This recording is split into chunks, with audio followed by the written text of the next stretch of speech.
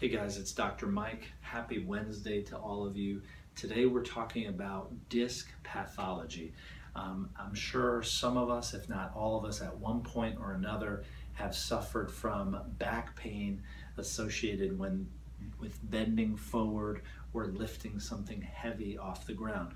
Perhaps you sit for longer periods throughout the course of the day and are at various points while you're sitting having an antsy back. You find yourself repositioning your back, constantly moving in your chair to find a comfortable position for your spine.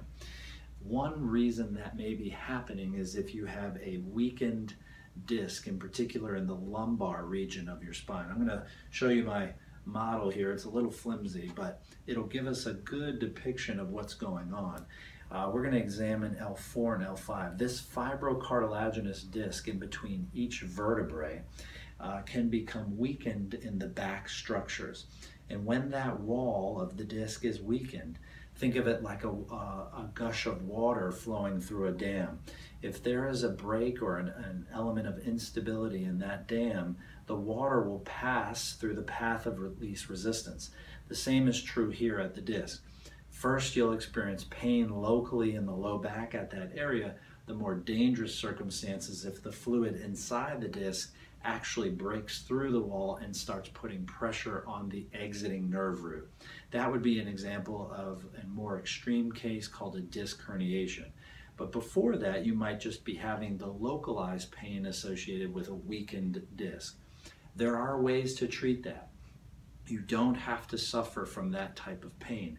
What it takes is just a knowledge of what's going on with your back and an understanding of how to prevent that area from getting worse.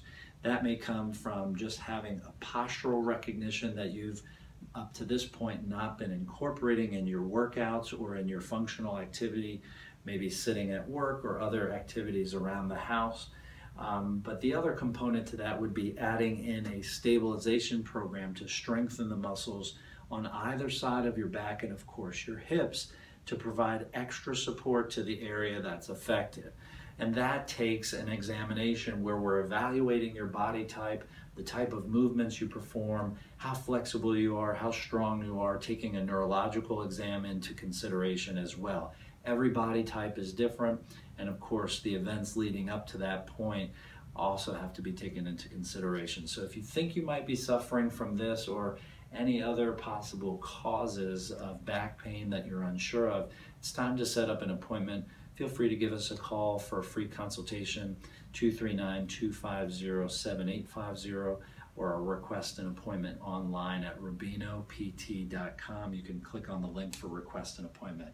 Hope that information is helpful. Get in touch with us if you think you might be having some trouble with this or any other back issues. Take care and God bless.